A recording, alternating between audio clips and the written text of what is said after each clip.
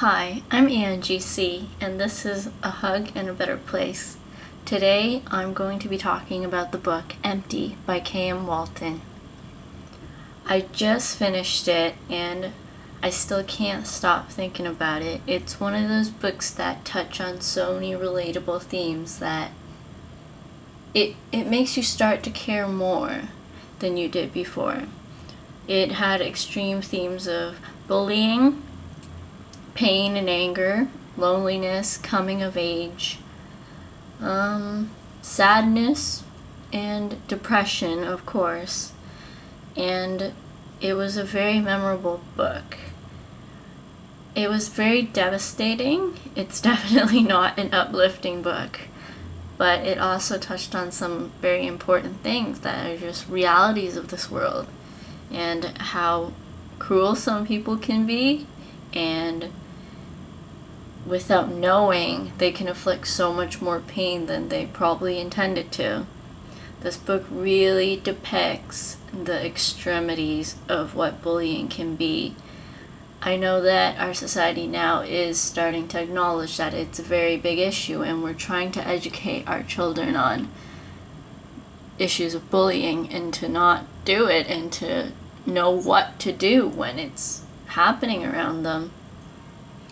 I'm not going to lie, I have definitely been both the bully and bullied myself, and it's never nice when you're the one involved in those situations. And this book was very devastating because the main character, Dell, just reached that level of helplessness and hopelessness and feeling like she is completely alone, that there is absolutely no one left to support her. And in reality, there probably and always is someone who would have been willing to help out, but when you fall into that level of sadness and just complete loss of self-worth, then you won't know to go to those resources and know that people still do care about you. And I think as a reader, everyone will find this relatable to some extent. Hopefully not to the full extent of Dell's story, but to some level of that not being happy with yourself and being betrayed by a best friend, or not feeling completely loved and supported by your parents. And there are just so many situations that this book touches on. And of course, the more deeper touching ones like rape and suicide and all these things that are just so hard for one person to have to deal with. And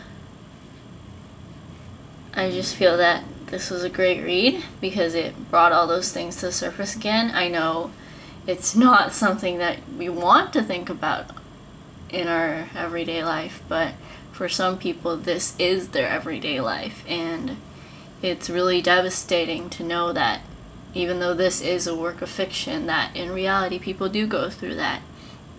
And bullies probably don't think twice about what their victims go home to, the broken homes, the broken families, and it's a good book to make you think twice about what other people might be going through. It's a reminder that we don't know everything, as usual. And this book had this very beautiful moment of what love was for the main character, Nell, and it was her innocent little sister, and it was very beautiful. The smells that she described, the hugging, and it was just a nice innocent light in the middle of everything else that was going on in her life. And it just became very personal for me because I have struggled with depression. I know that level of hopelessness, of feeling like there's nowhere you can go to, and that's partially why I'm finally motivated enough to make this segment. And I do recommend it for people. I know it's not a la-di-da, gonna cheer you up for the rest of the day book, but I think it's one to put on the list. And this book also inspired the title of the segment, because when I was in the depths of sitting in bathroom floors, feeling like my parents weren't what they were supposed to be, I read. That's what books were for me. They were a hug and a better place when I needed that hope. And a hug can mean so much more to someone who really needs it. So yeah, I think that wraps this up. I do recommend it. I do think it's a devastating but very well laid out book, and I'm sure I'll be thinking back to it here and there. And yeah, so once again, I'm Angie Sea, and this is the first ever A Hug and a Better Place. Thank you for listening. Bye!